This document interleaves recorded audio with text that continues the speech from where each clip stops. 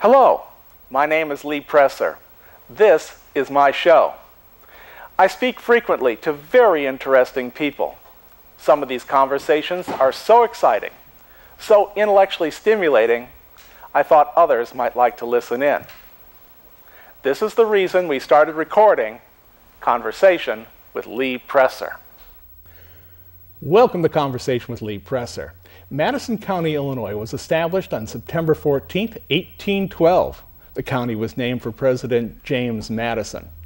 At the time of its formation, Madison County included all of the modern state of Illinois north of St. Louis, as well as all of the modern state of Wisconsin, part of Minnesota, and Michigan's Upper Peninsula. In the late 1800s and during the first 3/4 of the 20th century, Madison County became known for its steel mills, oil refineries, and other heavy industries. In the last 30 or 40 years, much of the industrial base has disappeared. That has changed the fortune of the county. My guest today is the head of that government, Alan Dunstan, chairman of the board of Madison County, Illinois. Chairman Dunstan, welcome to Conversation. It's good to be here, Lee. You guys have been doing pretty well, though, during this recession, haven't you? You were just telling me before we went on the air a little bit about the financial condition of Madison County. Would you please go over that again? Sure. The county is financially sound.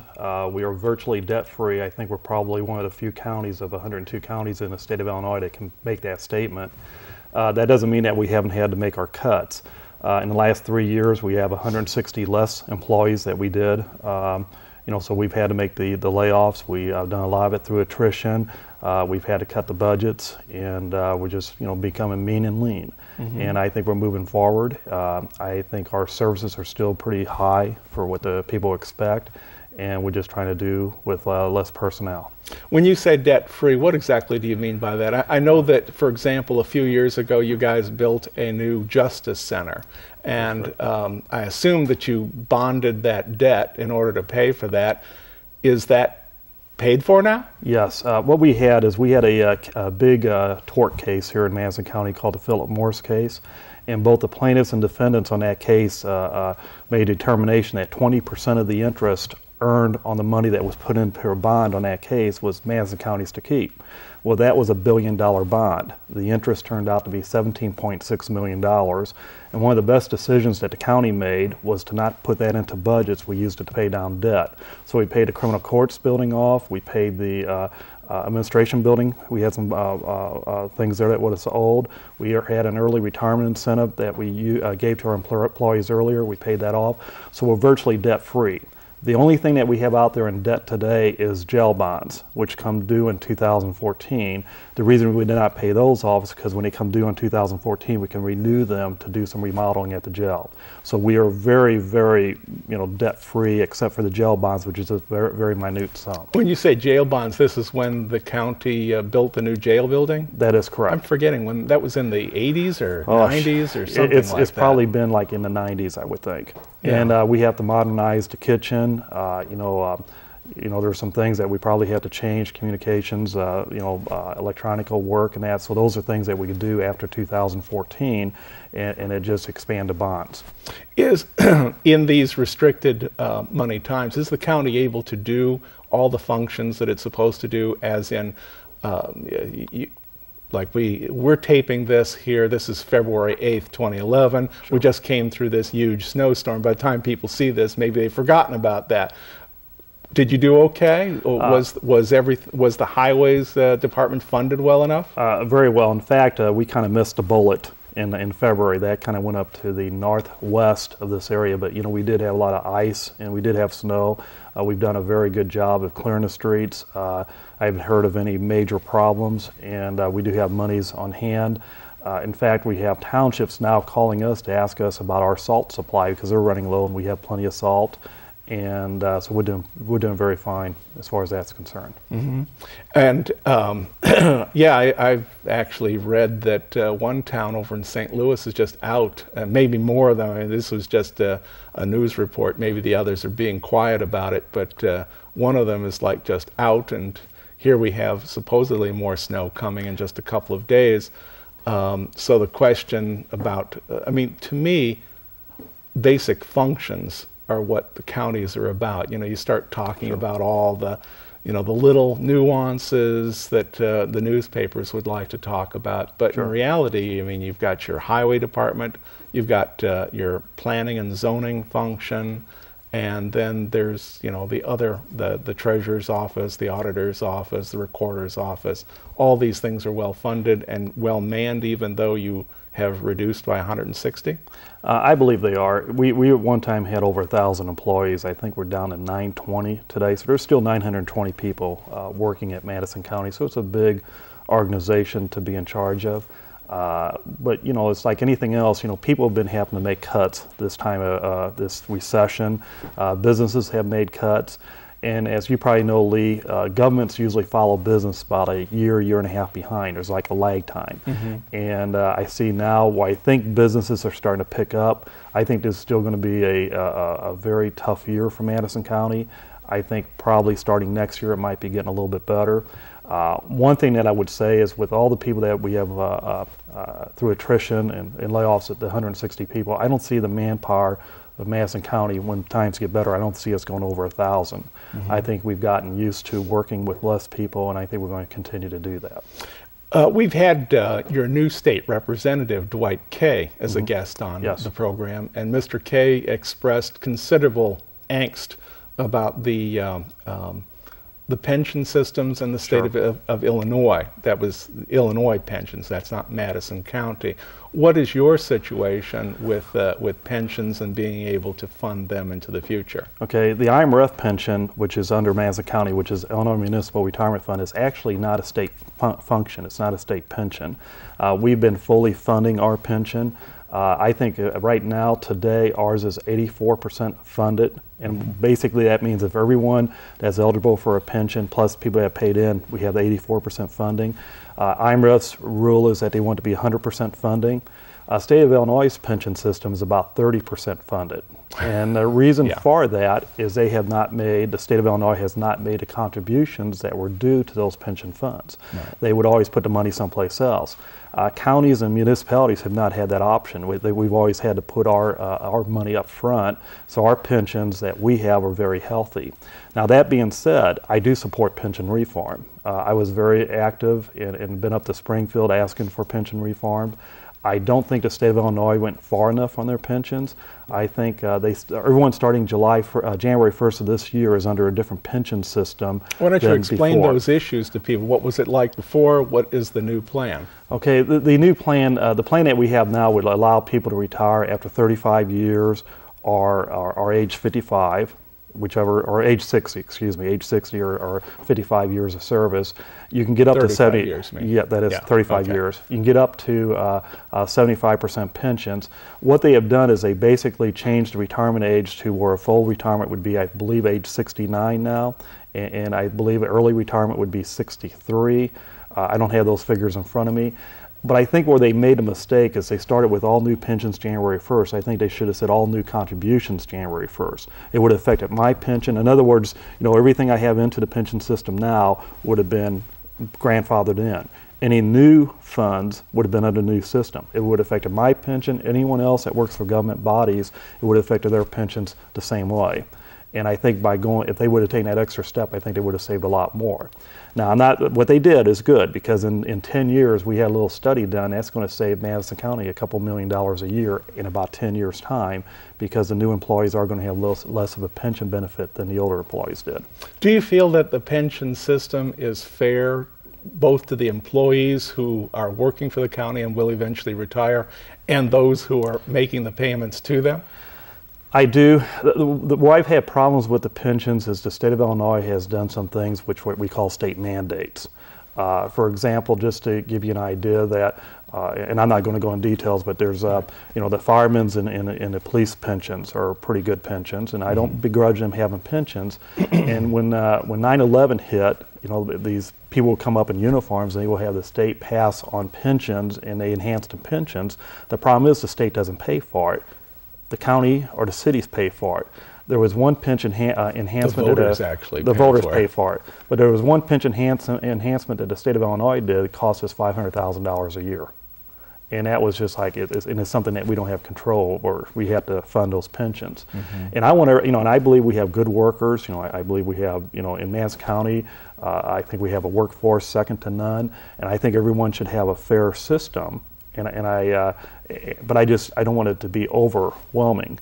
And as you probably know, in the history of Madison County, Madison County used to be I guess it's the stepchild of the pension system, because we had what they call the ECHL system.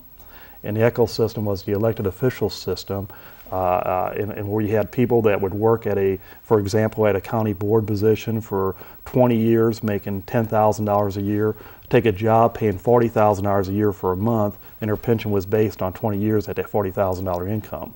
Those things are all been taken care of. We're out of the ECHL system in Madison County. I'm not a member of the ECHL system, so we've tried to clean up a lot of the messes that have happened in the past. And right now, I think the pensions are better than what they used to be. Yeah, I seem to recall not a couple years ago, but more than that, where there was at least one county boardman who went and became a department head, and then retired shortly thereafter. That is correct, and that was a pension abuse that we just cannot allow to happen. And the state of Illinois this wasn't something that the county did. The state of Illinois is the one that allowed that loophole, and my understanding is they're trying to clean that loophole up a little even more today. They're trying to do away with the ECHL system altogether, which is the elected officials' pension. And how do the pensions that are paid to retired county employees, whether they were executives or they were labor, to the same kind of folks who are retiring out of private business? I have the 457 too, which is like a 401k. In private business, private businesses are doing more and more away with the pension system, and are going to the 401k. And that's great, but the thing that the businesses have advantage of, and I think people try to compare apples to oranges. If you have and most of my family is in private sector. Now with the recession, it might have been a little bit different, but when they get a 401k, they always have that little match, and somehow they have a match. I would think you would have trouble setting up a 401k or a 457 program, and people, taxpayers, really want you to match what they put into that 401k. So I think we have to have like a combination of the two, or just do the pension reforms that have been happening. And I want to make sure, once again, Madison County doesn't have the problem that the state of Illinois does. When you hear about the pensions not being funded, you're talking about a state pension. Even though we're called the Illinois Municipal Retirement Fund, it's not the county's pension that's having problems. Ours have been funded. Switching gears, you have in the county, I think, 3 new department heads. Is that right? I think the treasurer's office, the auditor's office, and there's one other. We actually have 3. It's the treasurer's office, the recorder's office, and the state's attorney's office. Right, okay. The recorder's office. State's attorney, right, because yes. your state's attorney moved up to become a judge. Judge, yes, okay. And Mr. Gibbons is now the state's attorney, which I made that appointment. Okay, now, how does, you made the appointment to the judgeship?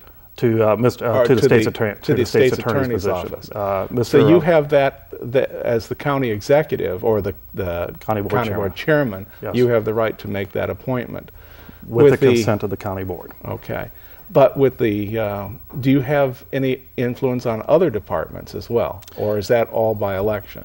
I have, of course, they have county board departments for from anything from like planning development, who's the head of planning and development, to head of IS, head of the highway.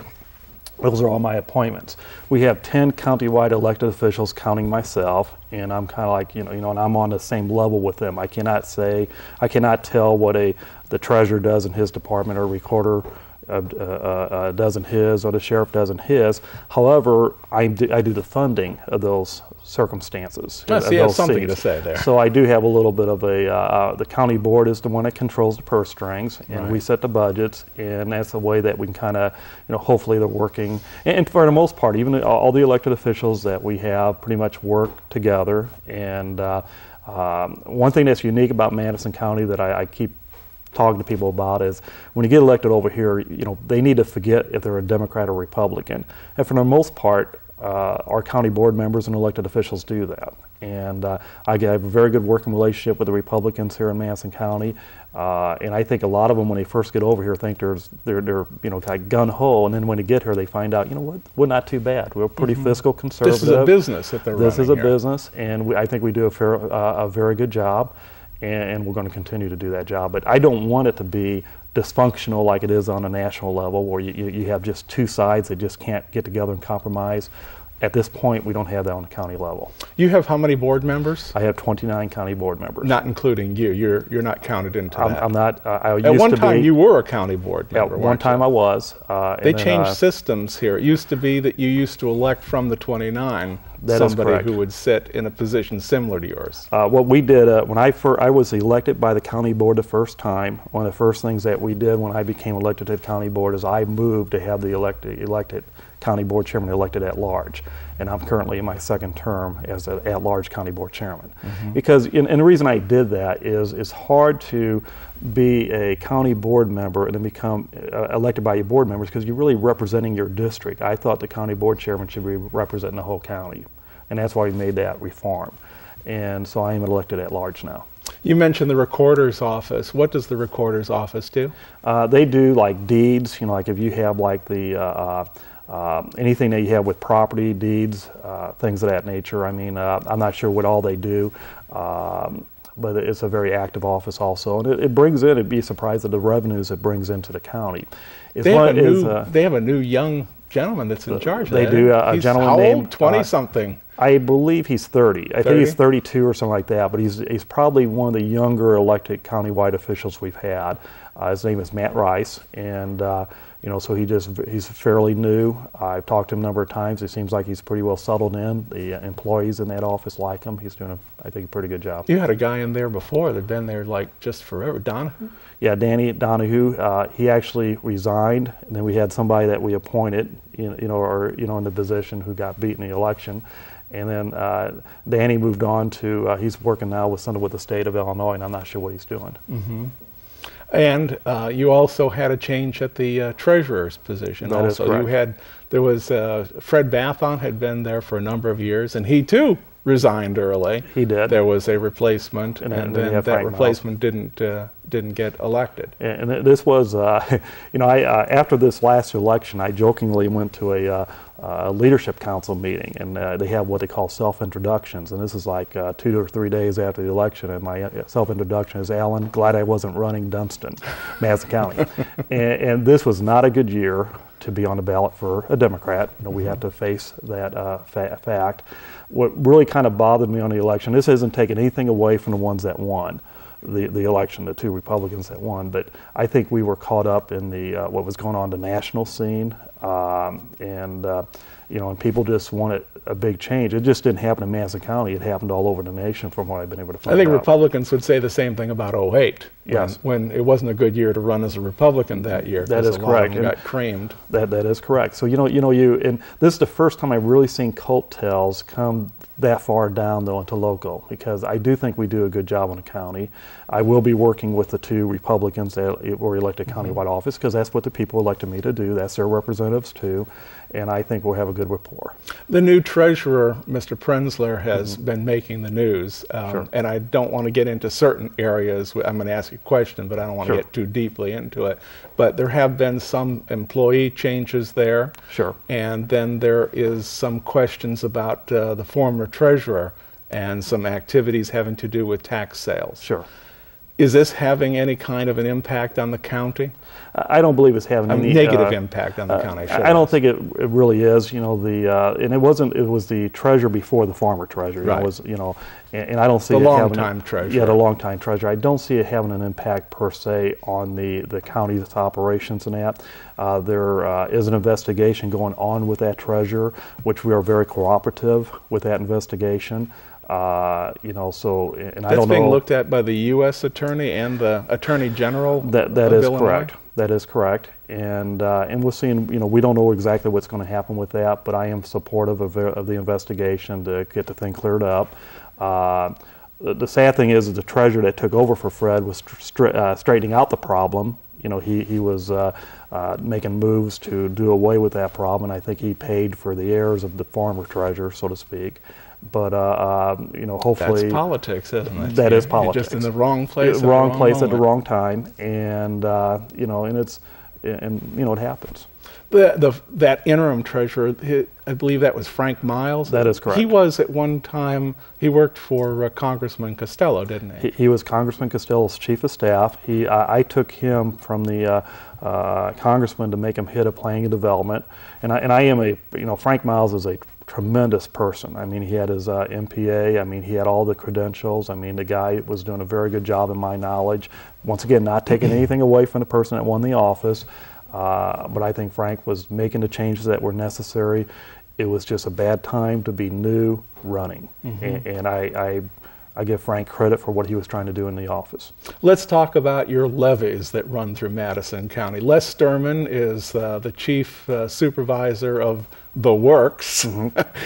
What a title. It's got some strange title. What a title it is. But in any case, you know, Les is a good guy, and Yes. we've had him here. We've talked about that. But from your perspective, what do you think is going on, and how is that going to affect you? I saw an article in the Post not that long ago about changing some maps, which may have an impact. Explain. Sure.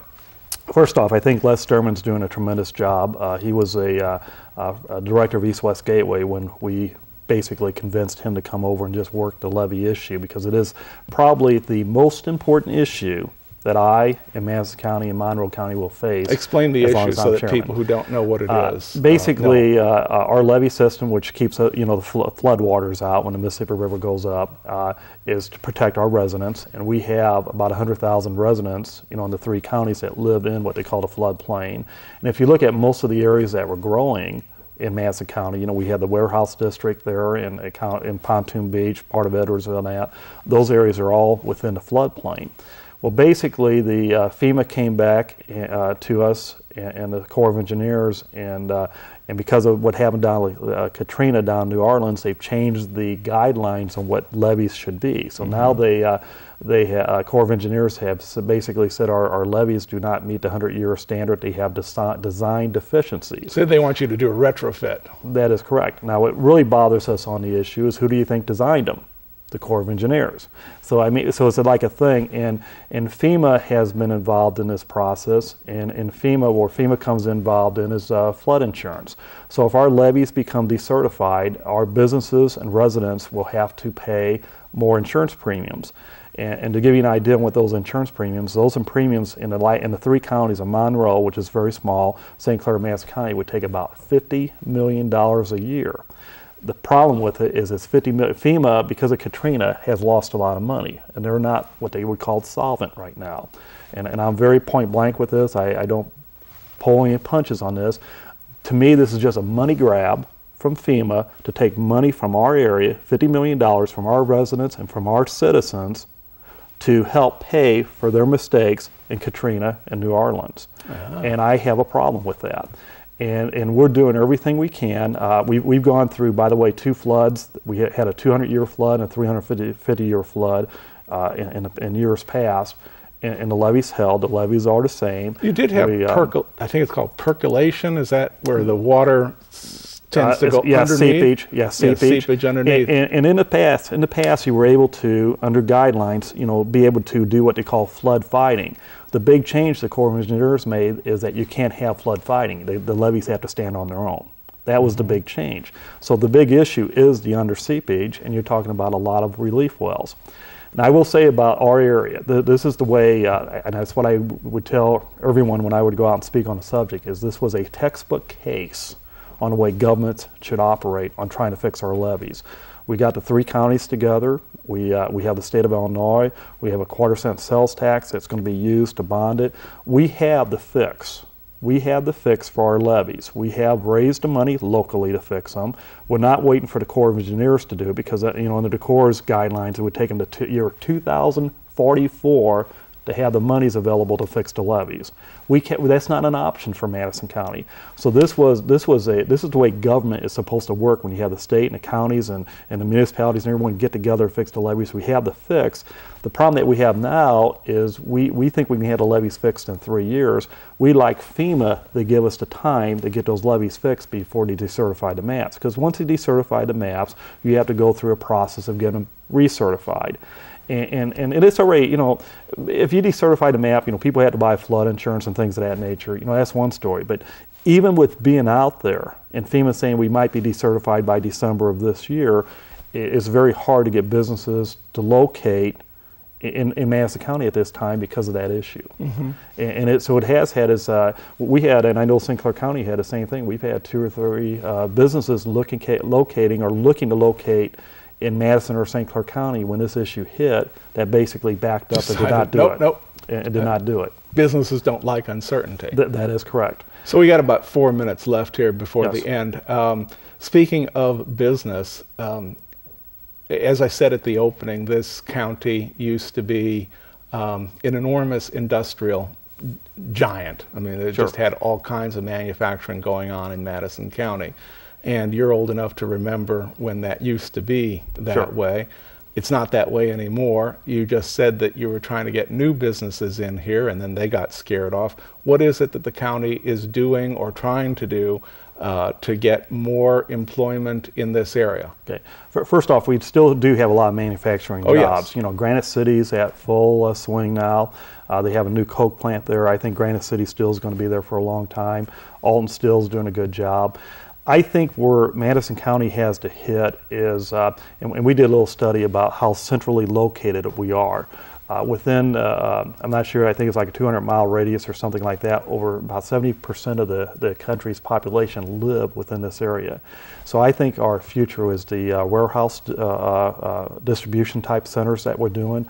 We have the barge traffic, we have the interstate system, second to none. We have the Mid-America Airport and St. Louis Regional Airport. There's a lot of things that we have to offer in our central location throughout the nation is a perfect place for business to locate to do their distributions. And I think that's probably going to be one of the major future things that we're working on.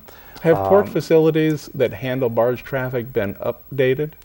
They have, and they're looking at more. This was another thing, and I know you have a time limits here, but the Melvin Price Port Center, which Yes. used to be a military base, is now privately owned, and has done Tri-City Port has done a tremendous job.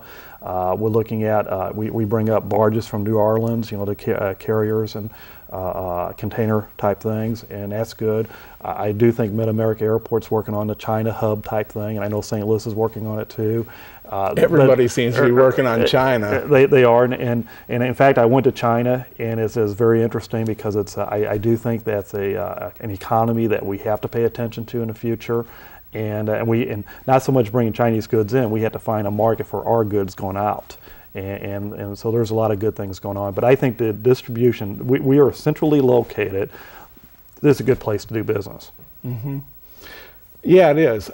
You also have, there's a corridor of I-55, which is heading north, up towards Springfield, which is pretty open right now. Is there any development prospects there? Right now, I think there will. If you're talking like you got the 55, but then you also have the 255 going around to Godfrey. I think that will happen. The 55 corridor is like Edwardsville area and stuff. The two city of Edwardsville and the city of Glen Carvin, along with Madison County, have been kind of like mapping out what they think the future is going to be in that area. I do think, once again, maybe good, bad, or indifferent, the economy slowing down a little bit was maybe helpful in the sense that it gave us a little bit more time to plan.